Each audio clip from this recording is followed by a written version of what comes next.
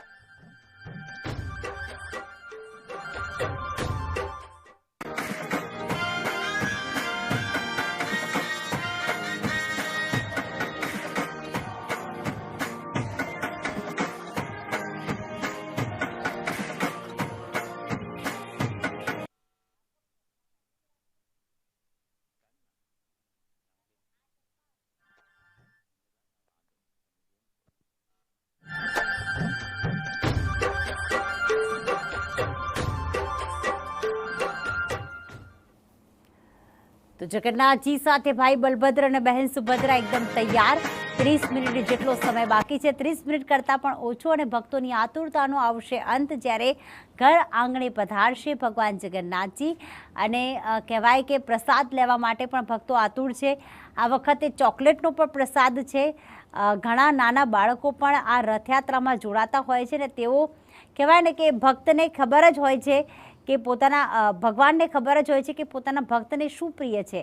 તો નાના બાળકો પણ જોડાતા હોય છે, એમને ચોકલેટનો પ્રસાદ આપવામાં આવતો હોય છે ખાસ ભગવાનના રથને સ્પર્શ કરવા માટે, ભગવાન જગન્નાથજીની આ સ્વરૂપને નિહાળવા માટે ભક્તો આતુર બન્યા છે અને બસ હવે થોડીક જ ઘડીઓ ગણાઈ રહી છે। તમામ ખલાસી ભાઈ બહેનો પણ તૈયાર છે। અત્યારે આપ 3 રથ જોઈ રહ્યા છો। આ રથના દર્શન કરવા પણ, કારણ કે ભગવાન જેમાં બેઠા હોય, જે વાહનમાં બેઠા હોય, જે રથમાં બેઠા હોય એના દર્શનનો પણ એક અનેરો લાહવો છે અને એમાં એ ભગવાનને લઈને જઈ રહ્યા છે। એ આસન છે તેમનું, એ વાહન છે તેમનું અને આ રથના દર્શન આપ કરી રહ્યા છો। એક તરફ બહેન સુભદ્રાજીના આ દર્શન કરી રહ્યા છો કે જેમને પણ ડ્રાયફ્રૂટનો હાર પહેરાવવામાં આવ્યો છે।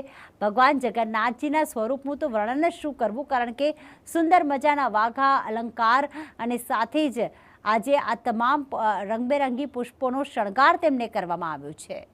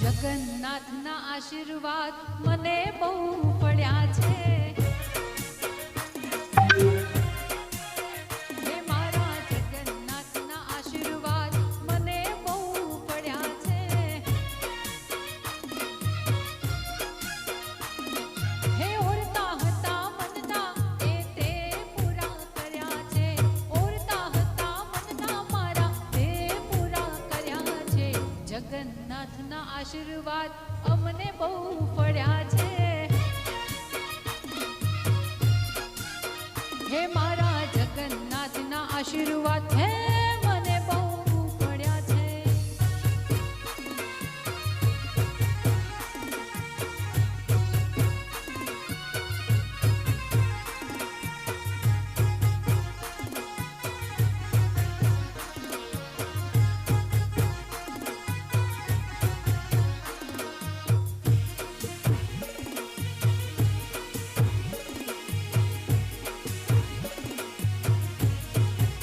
જય હો.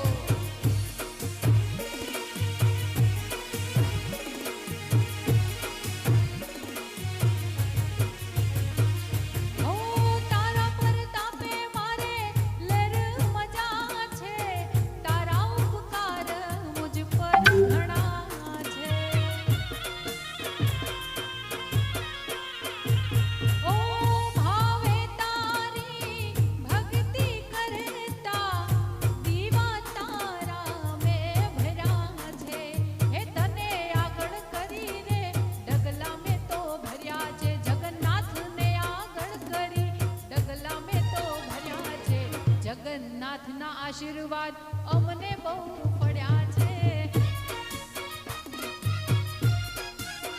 હે મારા જગન્નાથના આશીર્વાદ હે મને બહુ પડ્યા. તો જગન્નાથના આશીર્વાદ તમામ ભક્તોને આજે ફળી રહ્યા છે અને આટલા જ માટે ભક્તો આજે ખુશખુશાલ જણાઈ રહ્યા છે. મંદિર પરિસરથી દિવ્યા અમારી સાથે જોડાઈ ગયા છે. દિવ્યા, બસ હવે 20 મિનિટ જેટલો સમય બાકી છે અને ભક્તો પણ આતુર છે ભગવાનના વધામણા કરવા માટે.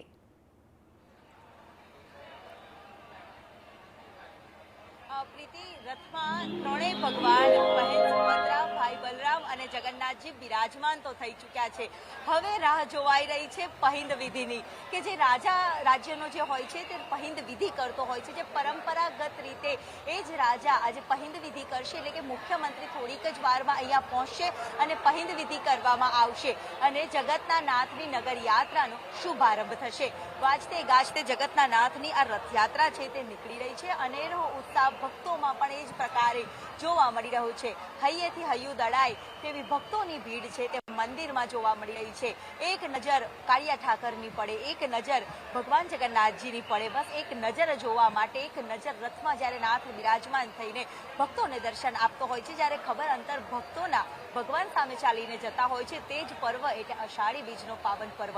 અને પહેલી વખત આ વખતની રથયાત્રામાં અલગ અલગ રૂપરંગો પણ જોવા મળ્યા, નીત નવા નૃત્ય પણ જોવા મળ્યા, સાંસ્કૃતિક ઝાંખી પણ જોવા મળી અને તેની જ સાથે આજે પહેલી વખત ગાર્ડ ઓફ ઓનર ભગવાન જગન્નાથજીને આપવામાં આવશે અને જે બાદ રથની પહિંદ વિધિ શરૂ કરવામાં આવશે. વાજતે ગાજતે જગતના નાથ નગર ચર્યા કરતા હોય છે ત્યારે ભક્તોમાં પણ અનેરી ખુશી છે તે જોવા મળતી હોય છે.